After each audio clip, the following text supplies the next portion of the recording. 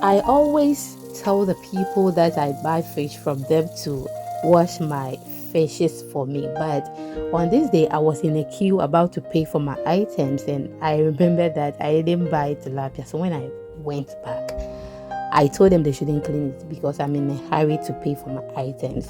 So when I go home, I was like, this may be useful for someone. Why not recording it and share? So that's why I decided this. Hello, nice to meet you.